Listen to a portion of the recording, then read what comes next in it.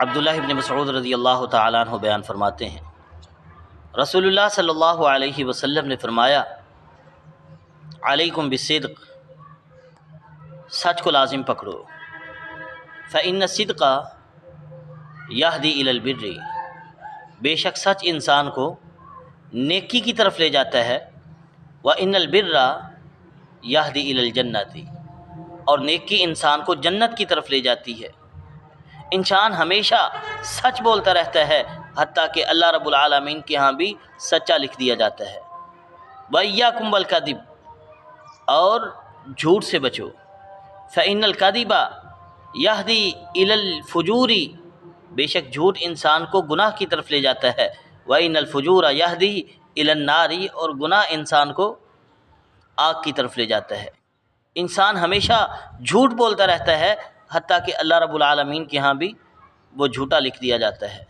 ہمیں چاہیے کہ ہم سچ کو لازم پکڑیں، اپنی زبان کی حفاظت کریں، جھوٹ سے توبہ کر لیں، استغفار کریں، جو آئندہ جھوٹ سے بچنے کی کوشش کریں، کیونکہ جھوٹ نفاق کی علامتوں میں سے ایک علامت ہے۔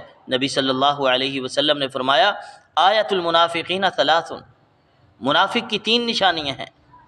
اذا حدث کذب، جب بات کرتا ہے جھوٹ بولتا ہے، وَإِذَا اؤْتُمِنَ خَانَ، امانت رکھی جائے تو اس میں خیانت کرتا ہے، وَإِذَا وَعَدَ أَخْلَفَ، وعدہ کیا جائے تو وعدہ خلافی کرتا ہے۔